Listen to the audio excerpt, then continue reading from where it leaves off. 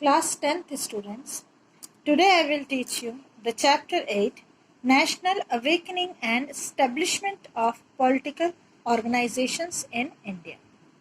Means लोगों के मन की भावनाएं जागृत होना. नेशनल अवेकनिंग, पूरा देश जब जागेगा एज अ नेशनलिज्म, देश से प्यार करेगा, इस टाइप की भावनाएं. और establishment of political organization in India. Political जो ऑर्गेनाइजेशन होते हैं, कांग्रेस पार्टी, बीजेपी, इस टाइप के पार्टीज का स्टैब्लिश होना, तैयार होना, बनना, ये इस चैप्टर का सब्जेक्ट है. The reason of national awakening in India. Organization established prior to Indian National Congress. Establishment of Indian National Congress. Development of nationalism in India. Liberal nationalism and aggressive nationalisms. First topic. The reason of national awakening in India. ये जागरण का कारण क्या था? First reason, political reason.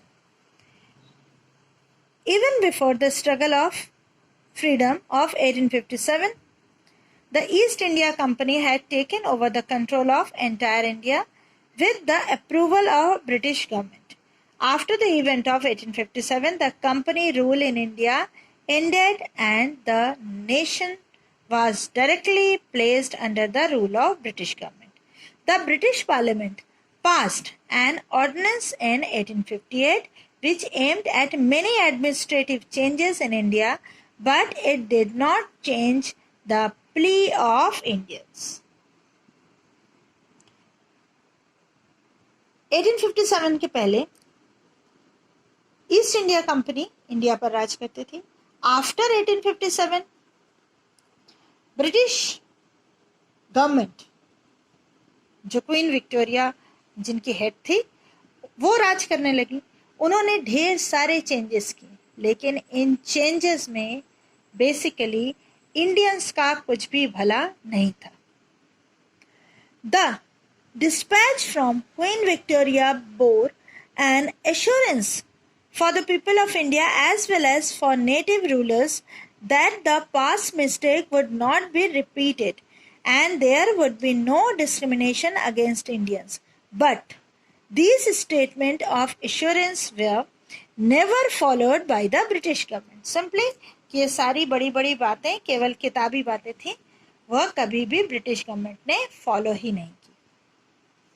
इसलिए एक national awakening की जरूरत पड़ी. Second reason, religious and social resurgence. ये रीजन ये है कि हमारे जो इंडियन कल्चर था, हिंदू धर्म था, उससे प्रेम, मुस्लिम अपने धर्म से प्रेम, सिख अपने धर्म को समझें, इस टाइप के सोच से हम एक भी होते और अपने धर्म पर थोड़ा प्राउड भी होता, और जो बुराइयां हैं उसको भी धीरे धीरे दूर करने की कोशिश की गई.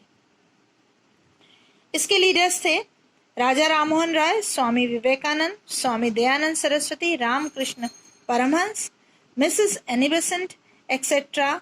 kindled the feelings of pride about self-religion, homeland and self-governance.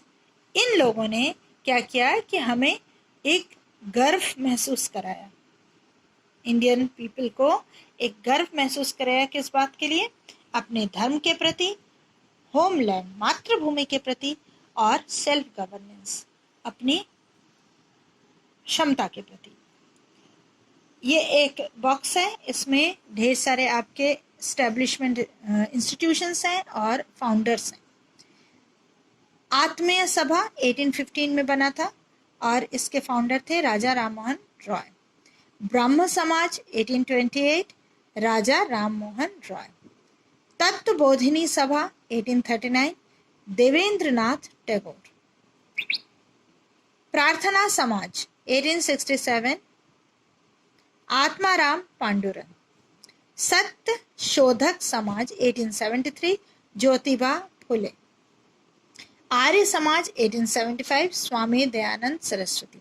Theosophical society 1875 madam Blavatsky and colonel Olcott. Ramakrishna mission 1897 Swami Vivekananda. Okay. The movement of 19th century were basically religious in nature, yet had the inclusions of nationalistic feelings in them. इसमें केवल धर्म की बातें ही नहीं थी। जो हमारे गुरु थे, जिन लोगों ने ये इंस्टीट्यूशंस की स्थापना की, वो नेशनलिज्म, नेशनल फीलिंग, जो कि राष्ट्रीयता की भावना को भी वो बहुत बढ़ावा देते थे, दिया उन्होंने। Ramakrishna Mission, there were many more such movements to which the nation owed its reawakening. Swami Vivekananda ने, स्वामी दयानंद सरस्वती ने, इन लोगों ने हमें फिर से जागृत करने की कोशिश की। Among Muslims, there were Aligarh and Deoband movement.